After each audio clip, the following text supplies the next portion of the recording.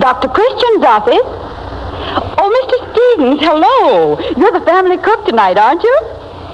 You were? I don't understand. What happened?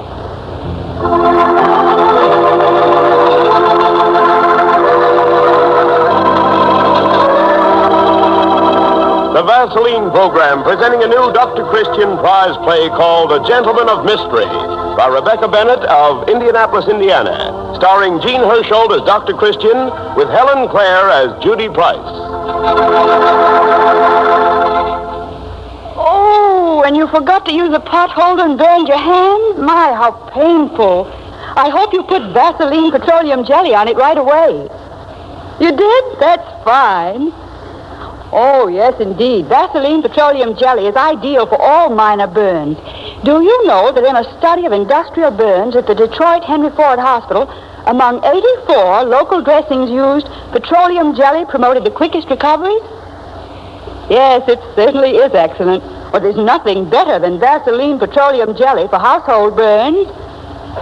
Yes, for any minor burns, just spread Vaseline petroleum jelly on fine mesh gauze and place over the burn. Bandage firmly, but not tightly. And if the burn is deep or covers a wide area, always call the doctor. Oh, in all the stores, Vaseline petroleum jelly in handy tubes or 10-cent jars. Oh, call anytime, Mr. Stevens. Yes, of course. Goodbye.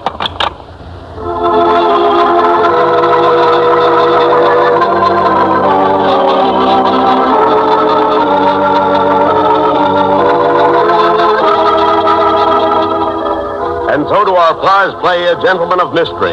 And the drama begins in the living room of the old Halsey mansion, where the rich tapestries, the needlepoint chairs, and the glowing gas logs in the marble-tiled fire grate give an air of elegance, suggestive of the turn of the century. But the members of the Halsey family present in the room as the curtain rises are strictly of the vintage of 1945. They are Mrs. Ruth Halsey, their son Jack, her daughter Diane, their friend the young inventor Nick Gradnick, and Dr. Christian and Judy. Now then, you sent for me. Which one of you is sick? No one's sick, except hot sick. We felt we ought to consult someone outside the family who could look at things without prejudice. What is the trouble? It's Father. Gerald has wired that he's coming back.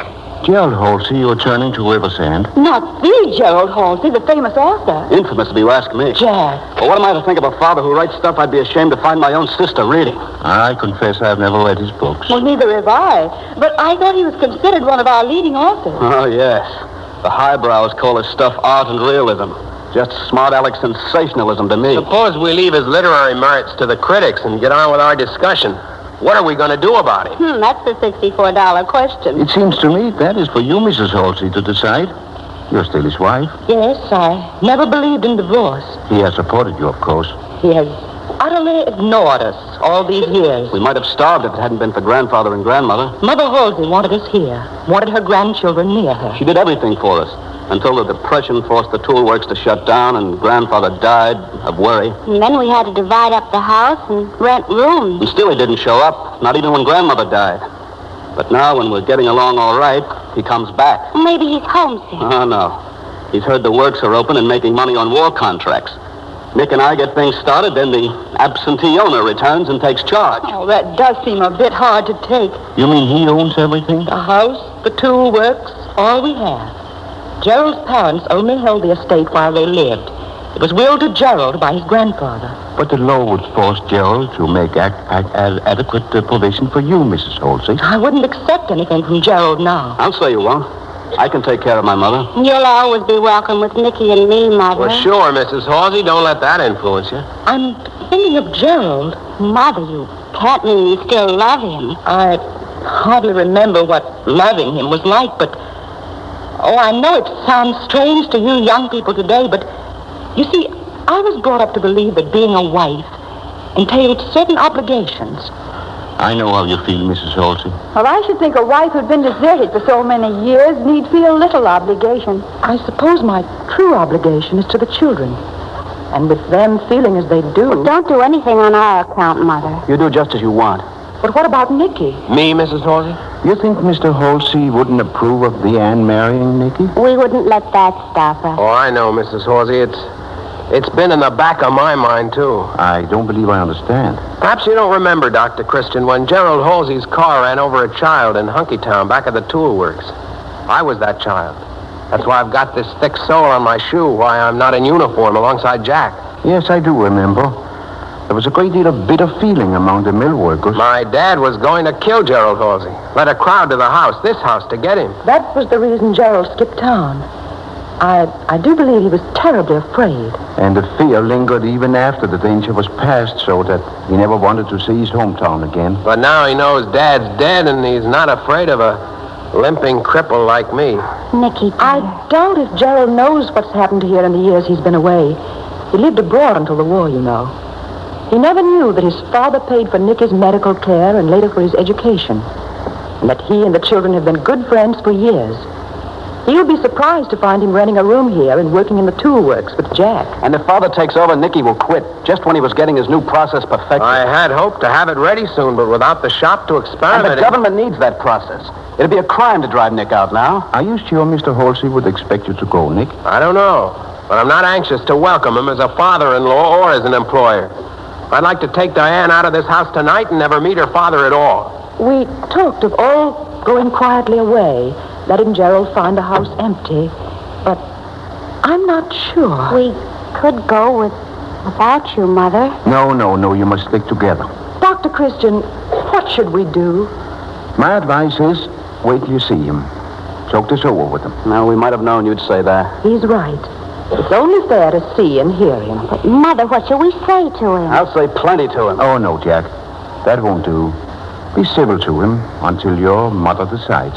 Well, that's very good advice. Mr. Halsey, we didn't hear you come in. Well, fortunately, or I might have missed your interesting debate. You've been eavesdropping. The master of the house comes home, opens his own front door, and walks in, and if he chances to hear what's being said about him, he's called an eavesdropper. Come on, Julie. I think we'd better... Oh, no, I beg you to stay, Doctor. Since your advice is valued so highly, you should hear all the facts. Very well, I'll stay. It's a pity you've concerned yourself so over what to do about me, so I shall be here only a few days. Then you hadn't come home to stay? Stay in this provincial hole? Certainly not. Now I'm leaving for South America soon, where I hope I can write in peace. I haven't been able to write since the war forced me to leave France. That's the only good thing I ever heard of the Nazis accomplishing. Jack, be still. Why, thank you, daughter. I presume you're my daughter. Yes. You're very lovely. I must take you with me sometime if ever again I find a spot fit for a lovely woman. You'll take her nowhere. So, you're going to marry her and forbid it, huh?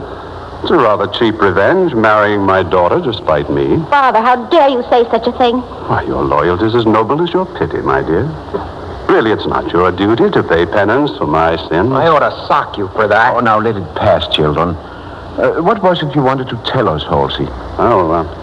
Well, just that you've been laboring under a delusion, apparently, thinking me a decrepit, lonely old man, seeking a comfortable place to die among familiar scenes. Only my son seems to have interpreted my motives shrewdly.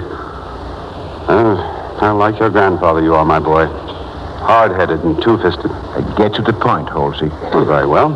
It's just that I'm short of funds, so I've come to claim Mother's estate. That's what brings me home, as Ruth so charmingly put it. It's yours, of course. I should be able to dispose of my holdings here in a few days and get back to New York to sail. You're selling the works? And this house? Oh, come now. Don't tell me you young people are sentimental about such things. Listen, we held on to the works through the Depression and everything. Grandfather wanted it kept in the family. Your grandfather was an economic royalist lad.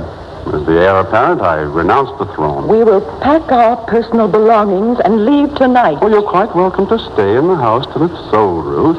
Afterward, I'll make provision for you, of course. I do not wish to stay under this roof another night. Nor me. Get your things, Diana. Well, you'll have a hard time finding a place to lay your proud heads. The hotel's full. That's why I came out here. I had no intention of sleeping on a park bench while I owned a perfectly good house. You and your mother can come home with me, Diane. Oh, thanks, Judy. Nick and I'll find a place to bunk, I guess. Even a park bench will be warmer and cozier than it is here. Come on, Nick. Let's pack. Yeah. Oh, let me help you, Diane. All right. Quicker the better. General Halsey, what kind of a man are you? Well, a civilized, rational human being. Why? You're behaving like a hurt little boy, covering his hurt with impudence. So the country doctor's been reading Freud. I don't need Freud to recognize your symptoms. You medicos amuse me. With all your intimacy with birth and death, you know so little of life. You've never taken time really to live, you know. You call it living, hurting everyone who interferes with your selfish pleasures? Is that all you know of life? Life is energy, sensation, mechanical function. You introduce sentimental inhibitions and you interfere with those functions. Result, emotional chaos, unhappiness. I chose long ago not to be unhappy. Regardless of the unhappiness you brought upon others. Now look, what if I had been kind, as you'd call it tonight? Would it have made the final break any easier if I'd let them think for a while that I'd come back to them? It would have been a lie, and... Would it? Well, of course. Why should I want to come back to this dull, smug old town, this dreary, fancy old house? Weren't you ever happy in this house, dear? Well, I suppose so. When I was a kid, I had everything, except friends. Other kids shied away from me, awed or jealous of our money. It was rather lonely. So you did reckless things to show you didn't care. Well, I wanted some fun out of life. You see, the old place hasn't changed much. Same old furniture, same clock on the mantel. By Jove, those old collie dogs on the tiles of the grate. I haven't thought of those for years. You liked them? I used to make up stories about them. Named them Towser and Bowser. I never had a real dog. Housekeeper said it made too much work. That's why I struck that boy that day. I was trying not to hit a dog. I didn't see the child till he was lying there all bloody. But you didn't stop to help him. Well, I was in Hunkytown, and they came swarming out, shaking their fists and talking gibberish. I had to run for my life. The whole town was against me. I'd have been lynched or sent to prison if I'd stayed here. It wasn't my fault. It was just this narrow, prejudiced, hypocritical town. So you vowed never to come back. You think I'm a coward, don't you? I think you are a very lonely, unhappy man. And they say there's nothing in a name, Dr. Christian.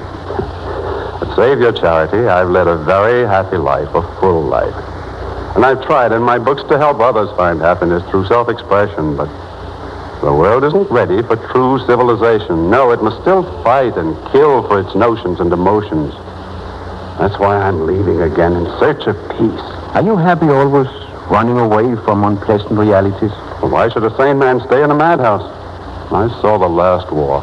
Mud, blood, horror, futility. I want no part of this one.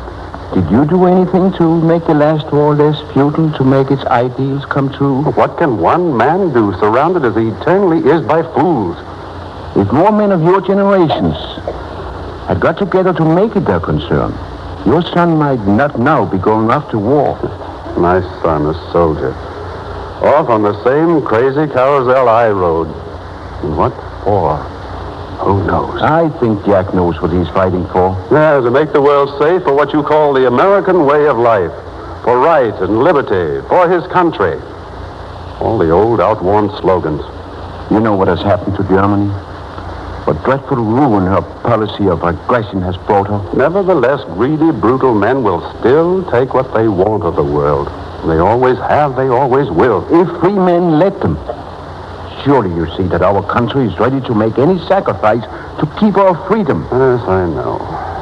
But I'm a citizen of the world. To me, patriotism is just a child's game of not getting out of bounds lest some bogey get you. It's nothing sacred to you, Halsey. Sacred? Sacred's such a primitive word, Doctor. It suggests sacrifice. Human sacrifice to graven images. We're ready to go now, Dr. Christian. Oh, I'm coming, Judy.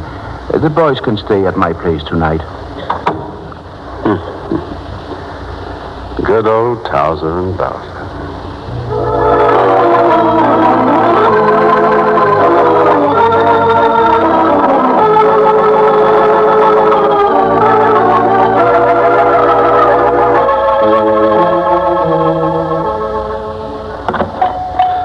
Why, Nicky. Is Dr. Christian in? Oh, we were just leaving. Then come with me. Somebody hurt? Not yet, but there will be. Jack said he'd keep them out if he had to fight. Oh, now get your breath, Nicky, so you can talk. Yes, let's get this straight. Keep whom out of where? My shop, where I've been developing my new process. If he sells out to that foreign agent, we'll fight. Well, what are you talking about? It's true. He's been looking things over all day with Mr. Halsey, talking about buying the works. What do you mean, foreign agent? How can any foreign agent be operating here now? One of the workmen at the plant who got out of Europe. He told us he had seen the man before with the Nazis. He's one of those international adventurers, I tell you, and he wants my process. Good heavens. Have you warned Mr. Halsey? Jack told him, and he only laughed. Now he's gone up to the house to sign the papers and drink to the deal. Mr. Halsey calls himself a citizen of the world. He'd sell out to the highest bidder. Oh, Doctor, oughtn't we to call the FBI? Not just yet, Judy. After all, we have no direct evidence of anything wrong.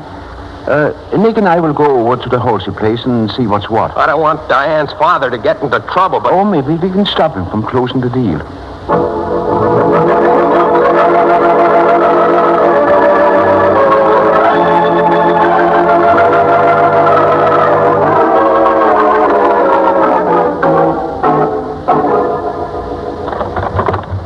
Well, the door's locked. Don't ring.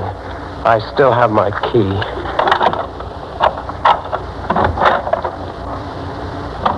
We'll do the eavesdropping this time. They're in the living room by the grate. Then you admit you represent foreign interests in this transaction. I thought you understood. Your son told you what I thought the boy had been reading too many spy stories. I should have preferred to have kept my connections a secret, of course. But when I saw that Polish worker, I knew I was recognized and would have to act quickly. That's why I agreed to your terms without seeing the process demonstrated. Oh, so that's what you want. Nicky's process. The plant will be operated, as usual, under American management. Meanwhile, we will have that process. Since there is no patent as yet, it belongs to the company, which I am buying. The boys will never let you have it. That is up to you. I warn you, do not fail us. We do not like people who do not keep their bargains with us. And I don't like people who bargain under false pretenses. Our personal relations do not matter. You sign this bill of sale as you agreed, then see that you deliver all the property. Well, the sale would be void when you are exposed. I shall not be exposed. That foolish Pole who recognized me will be quietly taken care of. You mean murder? My dear sir, we are not so crude. But my son and Nicky, they know too. Perhaps you can persuade them to be reasonable. No, I can't ask my son to be a party to such a transaction. I'll not do it myself. I refuse to sign anything. I didn't expect sentimentality from you, Halsey. Call it that if you like, but I'm not going to stand here in the house of my father and betray my own son. Mr. Halsey, think again of the quiet haven you look forward to in South America, with money enough to live in luxury for the rest of life, under the protection of a grateful power. My son and his inventor are prepared to defend their process with their lives.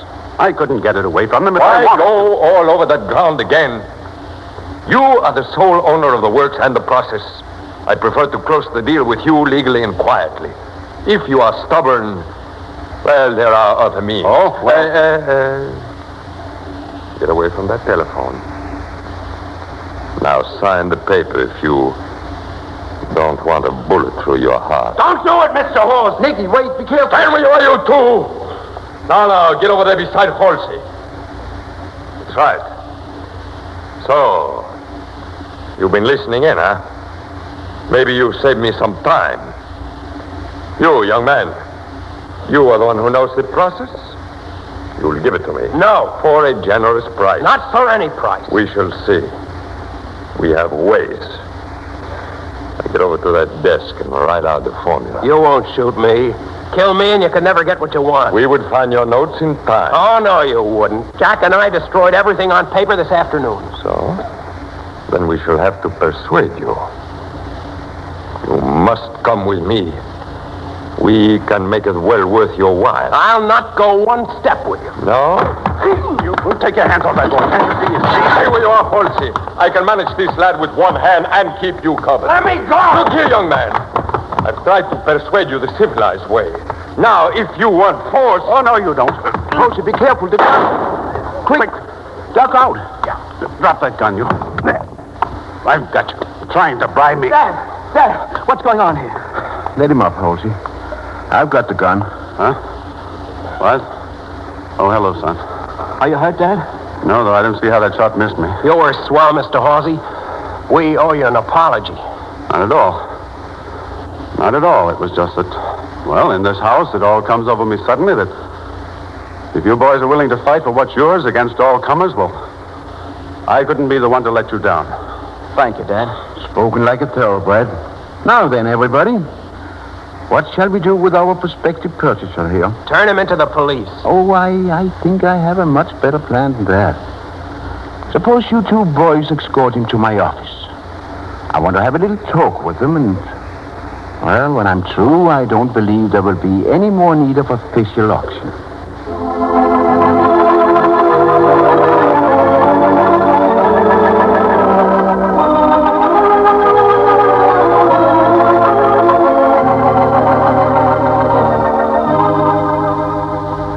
Well, Steve, how are you feeling now?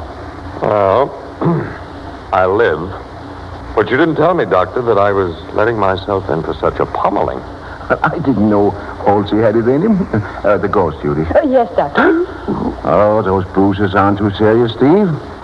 We'll fix you up so you can be on your way to Hollywood tonight, and thanks for helping us out. Oh, what a pity there was no camera to record your greatest performance, Mr. Stevens.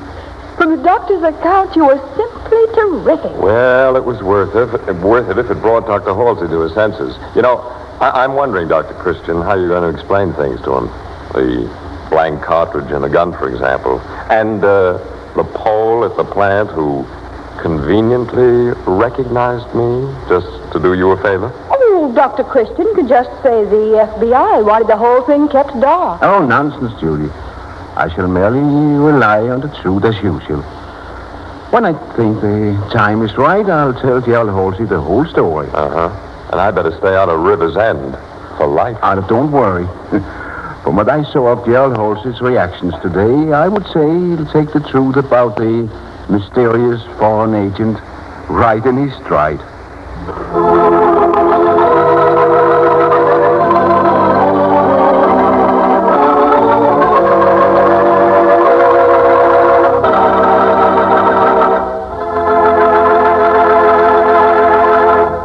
And the curtain comes down on another Dr. Christian prize play with our star, Jean Hersholt, waiting to greet you. Men, don't put up with dry scalp. If your hair is dry, unmanageable, if loose dandruff appears, if your scalp is tight and itchy, get right after any or all of those signs of dry scalp with Vaseline Hair Tonic. Yes, Vaseline Hair Tonic combats dry scalp, checks it easily, quickly, effectively. Vaseline Hair Tonic actually supplements natural scalp oils, contains no alcohol or other drying ingredients. 5 drops a day, that's all. 5 drops of Vaseline Hair Tonic applied with comb or directly on the hair checks dry scalp, tames stubborn hair, keeps it perfectly groomed. Also, a brisk Vaseline Hair Tonic massage before each shampoo loosens dandruff, relieves itchy tightness. Remember, more bottles of Vaseline Hair Tonic are sold today than of any hair tonic in America. Vaseline Hair Tonic is one of the many Vaseline brand products made by the Cheesebro Manufacturing Company, owners of the trademark Vaseline. If your druggist is temporarily out of the 40-cent size of Vaseline Hair Tonic, be wise. Get the 70-cent size. It's 3 times as big, saves you money. And now, here is Jean Hersholt.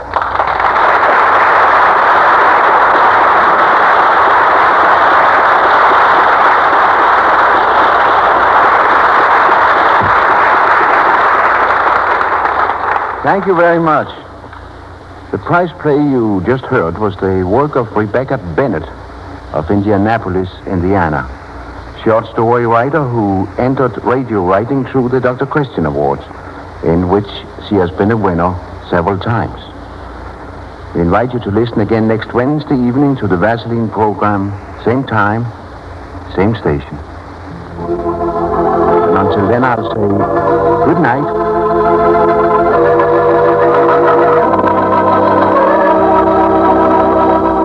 Suffering from spring hay fever? Rub a little Vaseline petroleum jelly in the nostrils to help keep pollen from irritating delicate nasal membranes. Get gentle, soothing Vaseline petroleum jelly.